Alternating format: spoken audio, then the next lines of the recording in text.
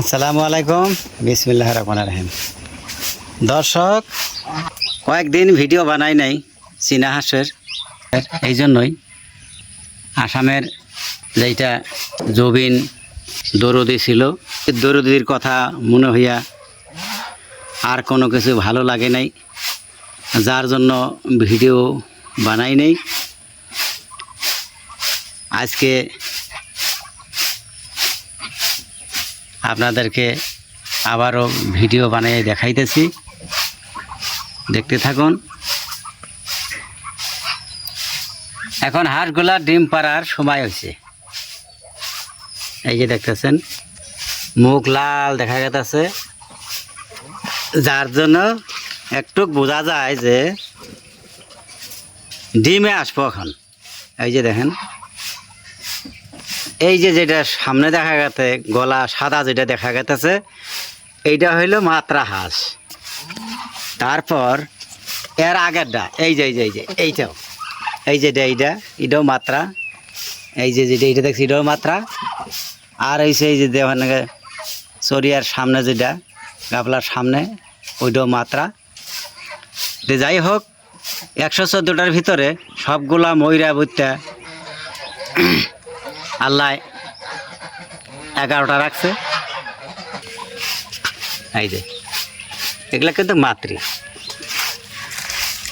মাত্রাগুলা নিচে গেছে, দেখাইতেছি।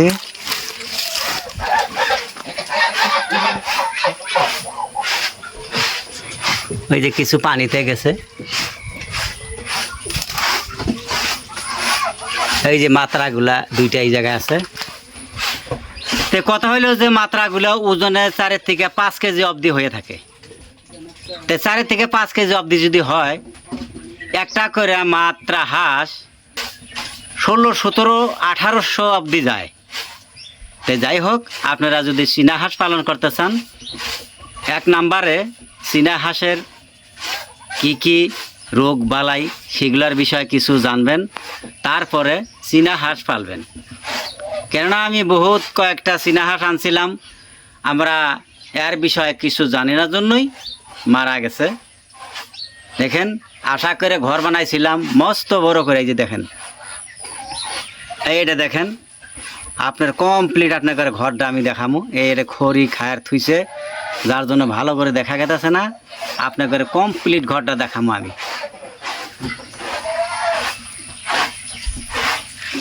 এই যে এগুলো যেমন কাঠ আছে,